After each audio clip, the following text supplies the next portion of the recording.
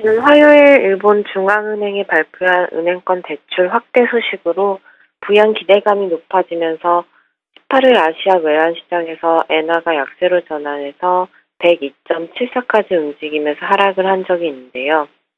이날 BOJ는 특별 대출 지원 프로그램을 2배로 확대하면서 시행 시한도 1년 더 연장하기로 해 시장의 부양 의지를 전달한 바가 있습니다.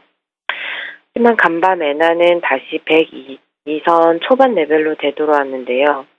이날 유럽장 중 한때 달러에는 102선이 무너지면서 101.85까지 내려가는 등 엔화가 강세를 보이기도 했습니다. 달러화가 엔화에 대해 부진한 모습을 보이는 것은 지난 화요일 밤에 발표한 미국의 2월 엠파이어 스테이트 제조업 지수가 전월 12.5에서 4.5로 추락하면서 부진한 데다가 2월 주택시장지수 역시 전월 56에서 46으로 급락한 것에 기인하는데요. 미국은 최근 고용지표부터 제조업, 주택지표까지 실망스러운 결과를 보이면서 경제 성장률 둔화 전망이 강해져 전반적으로 달러화가 약세 압력에 놓여 있다고 볼 수 있습니다. 게다가 19일 발표한 1월 신규 주택 착공 지수 및 주택 착공 허가 건수 역시 부진한 모습을 보였습니다.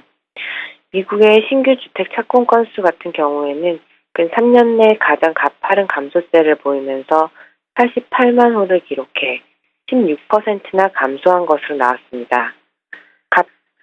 최근에 심한 한파 탓으로 풀이되고는 있으나 전문가 예상치인 95만 건을 한참 하회한 수치인데요. 주택 허가 건수 역시 93만 7천 채를 기록해서 예상치였던 98만 건에서 빗나갔습니다.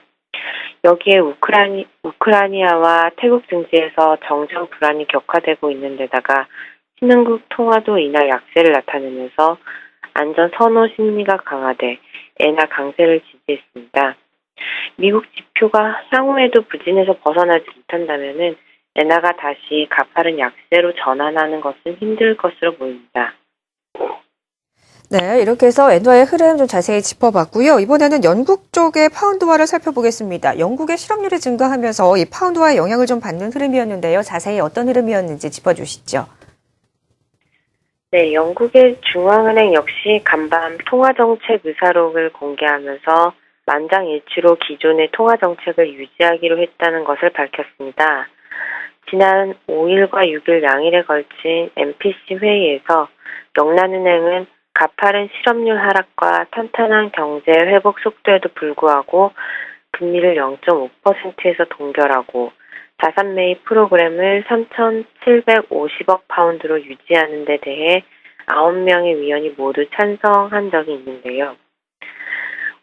간밤 시장의 기대와는 달리 이날 포워드 가이던스 수정은 논의되지도 않았던 것으로 밝혀졌습니다. BOE는 선제 안내를 통해서 금리 인상 검토 기준을 실업률 7%로 공표를 했던 적이 있는데요. 간밤 발표한 영국의 실업률은 시장의 예상을 뒤엎고 소폭 상승한 7.2%를 기록한 것으로 나와 금리 인상을 당장은 서둘 필요가 없다고 밝혔던 영란은행의 입장을 지지했습니다. 지난 12일 영란은행은 금리 인상을 검토하기에 앞서서 실업률뿐만 아니라 경제 전반적인 취약점을 면밀히 분석해야 한다고 강조하면서 금리 인상을 당장 서두를 필요가 없다는 입장을 명백히 한 바 있습니다. 영국은 지난 10월에서 12월 3개월간의 실업률이 예상치였던 7.1%보다 다소 높은 7.2%를 기록해 실업률이 다시 오른 것으로 나타나면서 경제 회복이 확실시되기 전까지는 당분간 금리 인상이 없을 것이라는 BO의 입장에 힘이 실릴 것으로 보입니다. 하지만 여전히 일각에서는 금리 인상 우려감이 존재한다는 관측이 여전한 상황인데요. 이날 영국의 파운드화는 이 같은 소식 이후 하락 전환하면서 최근 4년 내 고점 부근이었던 1.68 레벨에서 3거래 연속 밀리면서 장중 한때 1.663 레벨까지 떨어지기도 했습니다. 네, 이렇게 주요국들의 통화 약세를 기록을 했는데요. 반면에 달러는 강세를 기록을 했습니다. 간밤에 FOMC 의사록이 공개가 됐는데, 자, 이 부분이 달러에 미치는 영향은 어땠는지 흐름 짚어주시죠. 네, 간밤에는 주목했던 미국의 지난 1월 연방공개시장위원회인 FOMC 정례 회의 의사록이 새벽 4시경에 발표되었습니다. 시장 참가자들은 연방준비제도의 향후 자산 매입 축소 계획을 가늠하기 위해 예의주시해 왔는데요. 최근에 미국 거시지표들의 부진 여파로 연준의 자산 매입 축소 불확실성으로 인해 특히 이번 의사록에서는 경제 전망 부분에 관심이 쏠린 바 있습니다. 이번 회의록에 따르면 채권 매입 축소는 광범위한 지지를 받아 결정된 사항이며 연준의 위원들이 조만간 6.5% 실업률 가이던스를 수정하는 것을 지지하는 것으로 나타났다고 밝혔습니다. 게다가 일부 위원들은 올해 하반기 금리 인상 가능성을 나타냈다고 전해졌는데요.